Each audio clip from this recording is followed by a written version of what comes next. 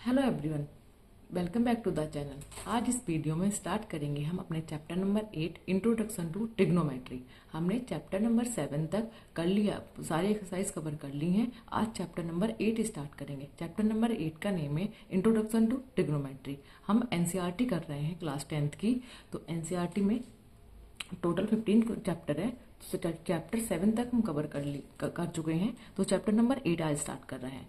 8 में ट्रिग्नोमेट्री 8 है trigonometry chapter हमारा।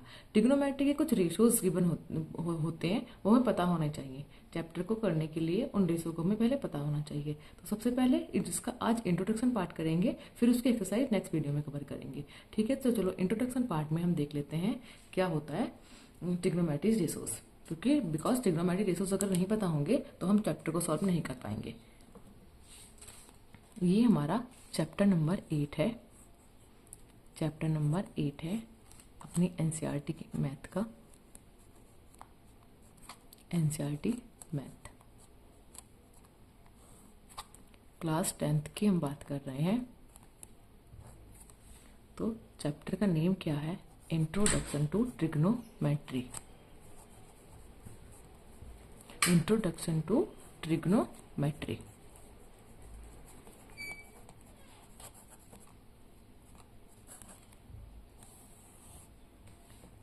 ठीक है, तो ट्रिग्नोमेट्री में क्या होती है? ट्राई का मतलब होता है 3 और ग्नोम का मतलब होता है साइड्स में, जिसकी 3 साइड्स हैं। ठीक है, और मेट्री का मतलब तो आपको पता ही होगा, मेजर। मीन्स हमें तीनों साइड क्या करनी है? मेजर करनी है। तो 3 साइड्स वाला क्या बनता है? मोस्टली ट्राइंगल बनता है। इस चैप्टर में मोस्टली जो क्वेश्चंस होंगे उनमें क्या बनेगा? ट्राइंगल बनेगा। वो ट्राइंगल में कैसा बनेगा? राइट एंगल ट्राइंगल बनेगा। बिकॉज अगर हम इस ट्राइंगल को नेमिंग कर देते हैं ए बी एंड सी, तो बी जो हमारा एंगल बी होगा वो 90 डिग्री का होगा। उसके सामने वाली साइड को हम हमेशा ही हाइपोटेनस बोलते हैं और बराबर वाली साइड को बेस बोल देते हैं। और ये वाली साइड जो होती है इसे हम परपेंडिकुलर से डिनोट करते हैं। हाइपोटेनस को एच लिखते हैं, बेस को बी, परपेंडिकुलर को पी से डिनोट करते हैं। कुछ इन्हीं के बेस पे मीन्स क्या है? जो 90 डिग्री के अपोजिट है, जो 90 डिग्री के अपोजिट वाली साइड है, मीन्स 90 डिग्री के अपोजिट वाली साइड कौन सी है? AC।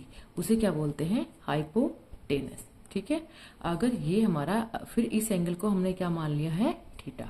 तो ठीक है, तो थीटा के अपोजिट वाली साइड क्या हो जाएगी? और हम बोल देंगे थीटा। जो एंगल थीटा के अपोजिट जाएगी उस साइड को क्या बोलेंगे? परपेंडिकुलर। और जो थीटा वाली साइड्स है, थीटा साइड्स वाली जो होगी उसे बोलेंगे हम बेस। ठीक है, चलो तो सबसे पहले हम ट्रिग्नोमेट्री रेशियो देखते हैं।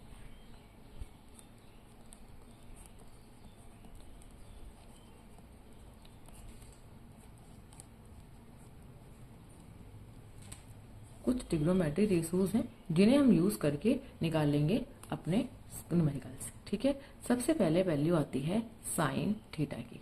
साइन थीटा को हम लिखते हैं P/H से। ठीक है, फिर बारी आती है कोस थीटा की। कोस थीटा को लिखते हैं B/H से। नेक्स्ट आता है हमारा टेन थीटा। ठीक है, टेन थीटा। टेन थीटा को हम लिखते हैं P/B से। ठीक है, साइन का अपोजिट होता है कोसेक थीटा। कोसेक थीटा इसी लिखते हैं H/P से। कोस का उल्टा होता है सेक थीटा। तो सेक थीटा को लिखते हैं H/B से। और टेन का उल्टा होता है कोट थीटा। तो कोट थीटा को लिखते हैं B/P से। ठीक है, साइन का कोसेक क्या है? साइन की अगर हम कोसेक की बात कर रहे हैं तो साइन और कोसेक आपस में क्या है? अपोजिट है। ठीक है, साइन और कोसेक आपस में अपोजिट है। कोस और सेक आपस में अपोजिट है, और टेन और कोट भी आपस में अपोजिट हैं। ठीक है, तो तभी तो हमने वैल्यू को उल्टा करके लिखा है। अगर साइन थीटा की वैल्यू P/H है तो कोसेक थीटा की वैल्यू इसके इनवर्स हो जाएगी, मतलब H/P। सेम एज है, कोस थीटा की वैल्यू B/H है तो सेक थीटा की वैल्यू H/B हो जाएगी। टेन थीटा की वैल्यू P/B है तो कोट थीटा की वैल्यू B/P हो जाएगी। ठीक है, तो हमने इतना पढ़ लिया है। बट अब आपको लग रहा होगा कि ये बहुत ही कंफ्यूजिंग है। मीन्स सबसे पहले हम आपको बता देते हैं कि साइन थीटा इनवर्स है। साइन थीटा को लिख सकते हैं 1 कोसेक थीटा, ठीक है। हम कोस थीटा को लिख सकते हैं 1 सेक थीटा। हम टेन थीटा को लिख सकते हैं 1 कोट थीटा। चलो इतना तो आप समझ गए होंगे। बट आपको P/H, H/P ये सारा बहुत ही कंफ्यूजिंग है। सबकी अपनी अपनी ट्रिक होती है। एक छोटी सी ट्रिक है जो मैं आपको बता देती हूँ। अगर आपको बहुत अच्छी लगती है तो आप उसे फॉलो कर सकते हैं, अदरवाइज आप अपना भी कुछ भी क्रिएट कर सकते हैं, ठीक है। ये निमोनिक्स होते हैं छोटे छोटे, बस चीज़ों को याद रखने के लिए, जो हमें चीज़ें टाइम पे एग्जाम के टाइम पे आसानी से याद आ जाए। अदरवाइज हम PH कुछ भी क्या हो रहा है, कंफ्यूजन सा है, तो हम इस बात पे बहुत कंफ्यूज हो जाते हैं एग्जाम के टाइम पे। कुछ कंफ्यूजन ना हो तो एक अच्छा सा ट्रिक देख लेते हैं। तो एक ट्रिक है, ट्रिक क्या है, पंडित बद्री प्रसाद हर हर बोले सोना चांदी तोले। ये हमारी एक ट्रिक है। आप इस ट्रिक के बेस पे इन्हें लिख सकते हैं। अभी आपको इस ट्रिक ये समझ नहीं आया होगा कि ये क्या ट्रिक है। ये ट्रिक क्या है, देखो आपको नीचे से स्टार्ट करना है। नीचे मैंने एस लिखा है, तो एस का क्या मीन्स हुआ कि मतलब ये साइन थीटा है और साइन थीटा की वैल्यू क्या है, P/H है। मैं इसको बोलूंगी कॉस थीटा है, कॉस थीटा की वैल्यू क्या है, B/H है, ठीक है। अब ये टी से हो जाएगा टेन थीटा। टेन थीटा की वैल्यू क्या है, P/B है। आपको यही तीन तो याद करने थे, साइन कोस और टेन। साइन का अपोजिट कोसेक होता है, आपको पता है। And you also know very well, cos का उल्टा साइन सेक होता है, टेन का उल्टा कोट होता है। तो अगर आपको साइन कोस और टेन की वैल्यू अगर याद हो जाएंगी तो आप इन तीनों का इन्वर्स करने के बाद कोसेक सेक और कोट तो निकाल सकते हैं। तो आपको इन तीनों की ट्रिक याद करनी है, अदरवाइज बाकी जो है सब आपको इन्वर्स करने पर मिल ही जाएगा। तो पंडित, P4 पंडित, B4 बद्री प्रसाद बद्री और P4 प्रसाद, पंडित बद्री प्रसाद हर हर बोले सोना चांदी तोले। तो आपको आप इस ट्रिक के बेस पर ये निकाल सकते हैं, ठीक है। अब हम एक देख लेते हैं। अब ये मैंने जो बताया था आपको, ये परपेंडिकुलर वाला, इसका हम एक एग्जांपल देख लेते हैं। ये जो हम अप्लाई करते हैं PHB, ये एक साइंटिस्ट थे, एक मैथमेटिशियन हुए हैं। उन मैथमेटिशियन का नाम था पाइथागोरस। उन्होंने अपने ही नाम पर, उनका नाम था पाइथागोरस। एक फॉर्मूला दिया है, एक थ्योरम गिवन थी, उस थ्योरम में एक फॉर्मूला था, उस बोलते हैं फॉर्मूले को पाइथागोरस फॉर्मूला। और वो थ्योरम क्या थी, फॉर्मूला क्या निकल के आया, H² = P² + B², या हम बोल सकते हैं H = √P² + B²। H is a hypotenuse, B is a perpendicular and B is a perpendicular, B is a base। तो अगर ये हमारा एक छोटा सा ट्राइंगल हम बना लेते हैं, हमें बोल दिया गया है दिस इज a 90 डिग्री। ये अगर मेरा ट्राइंगल ABC है और ये क्या है, 90 डिग्री है। सपोज इसको बोल दिया गया है,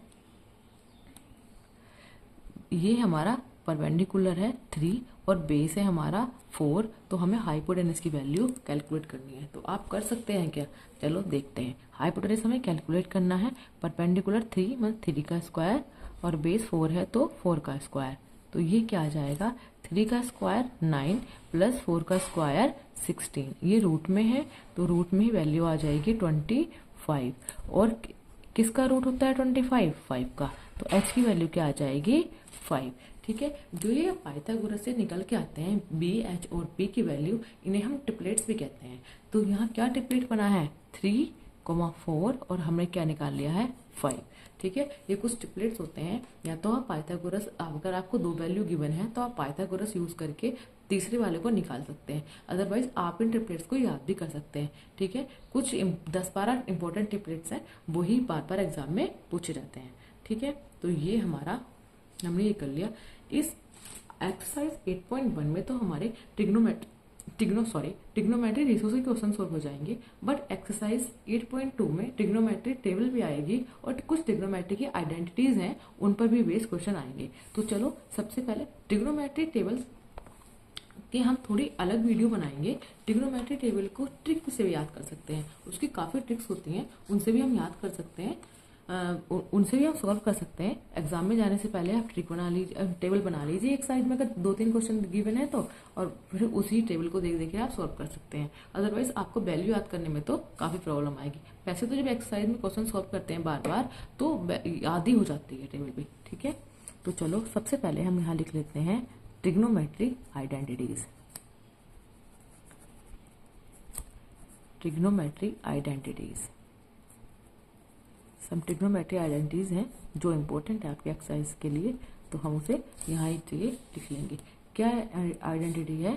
सबसे फर्स्ट आइडेंटिटी है इम्पोर्टेंट वाली, cos square theta plus sine square theta क्या होता है? 1 के इक्वल, ठीक है।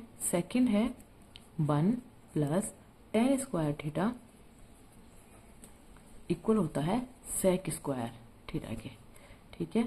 3 है coat square theta plus 1 equal होता है कोसेक स्क्वायर थीटा के, ठीक है। ये 3 आपकी बहुत ही इंपॉर्टेंट आइडेंटिटी हैं, ये आपको हमेशा याद रखनी है।